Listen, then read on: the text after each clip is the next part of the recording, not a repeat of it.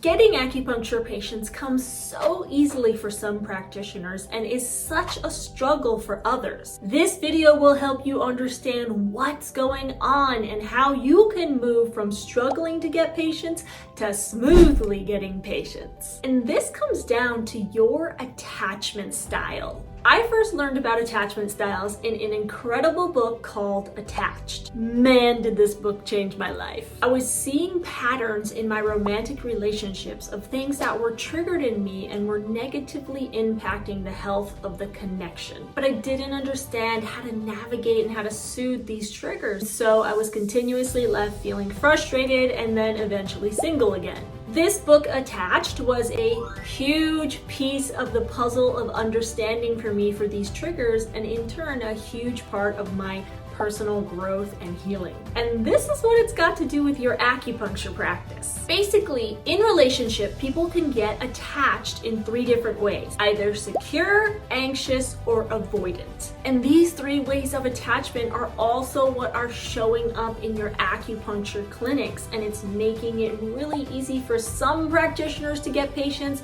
and really a struggle for others. If you are an anxiously attached acupuncturist, chances are that you have a hard time getting patients and a hard time keeping patients. You don't even know where to begin with marketing because you're often thinking yourself in circles trying to figure out what's gonna be the best way to market and then leaving yourself in analysis paralysis. You'll go through periods where you'll get more patients in your practice, which feels really exciting, but also in the pit of your stomach, there's this fear that you're also going to lose them all. You hate the thought of enforcing a late cancellation fee because you're afraid that enforcing a fee would upset a patient and they will never come and see you again. You don't want to come across as needy to potential patients, so you don't even engage them in acupuncture conversations. You have a tendency towards people pleasing, and you can't even imagine telling a patient that they need to come in for an ongoing series of treatments. You're trying to fill your schedule, but you can't help but worry about all the ways that you could potentially upset your patient and all the ways that they might leave you. Does this sound like you? Let me know in the comments if this sounds like your attachment style in your practice. Some of the areas that an anxiously attached acupuncturist are generally leaking energy in are they're telling themselves they're overwhelmed. They're telling themselves they don't know what to do. They feel like they know nothing about how to get patients and completely lack confidence. They dread having to market and they consider it really pushy. They feel uncomfortable promoting themselves, uncomfortable talking about themselves. These are all common ways that an anxiously attached acupuncturist is feeling and thinking in their practice.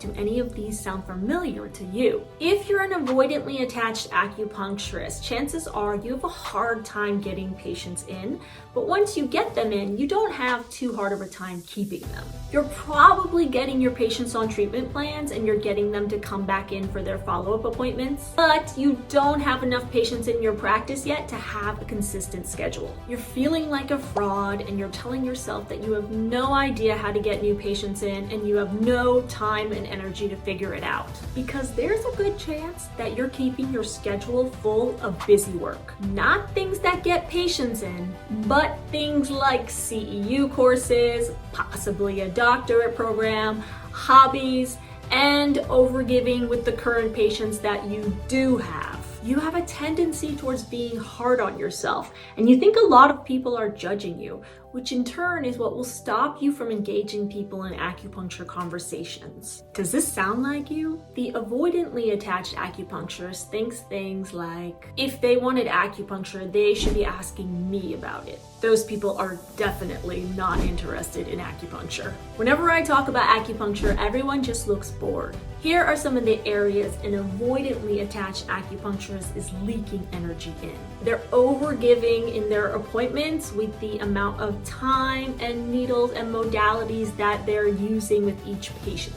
They think they need to convince people to get acupuncture. They're taking themselves way too seriously. They isolate themselves and they try to figure everything out all on their own. Who out there is an avoidantly attached acupuncturist? If you're a securely attached acupuncturist, you don't have any trouble getting patients in, and you don't have any trouble keeping them on as long-term quality clientele. You have no trouble sparking up acupuncture conversations everywhere you go, and you actually have fun chatting up everyone around you. You believe that people everywhere are excited to speak with an acupuncturist, and this is generally what you find to be true. When you notice a dip in your patient numbers, you don't freak out. You know this is a normal part of a patient-based business. You simply make good use of your extra time and then you take some marketing action to get more patients in. You know your patients value you. You trust your patients are going to return for their follow-up appointments. You believe that potential patients are everywhere and you know that everyone needs acupuncture. The securely attached acupuncturist keeps their thoughts focused on all the patients that they do have instead of all the patients that they don't. They have no trouble communicating about their office hours, their fees, their office policies. They know there's no one right way to do marketing, so they focus on things that they enjoy doing and they know that patient bookings will always follow. They feel curious and excited for all the ways that their business is and will be growing. Anybody out there a securely attached acupuncturist? In order to get out of the anxious and the avoidantly attached acupuncturist stages and into your securely attached acupuncturist stages, you need to ask yourself questions like this. Am I going to choose to stay safe in my comfort zone? Or am I going to choose to speak up and make a difference in someone's life? Am I going to choose to stay where I am and I won't be judged or I won't upset anyone? Or am I going to choose to help someone and expand my impact? To transform into a securely attached acupuncturist, you need to choose to go outside of your comfort zone day after day after day. Even when it's hard, even when it's uncomfortable, even when it's scary, because it's going to be scary.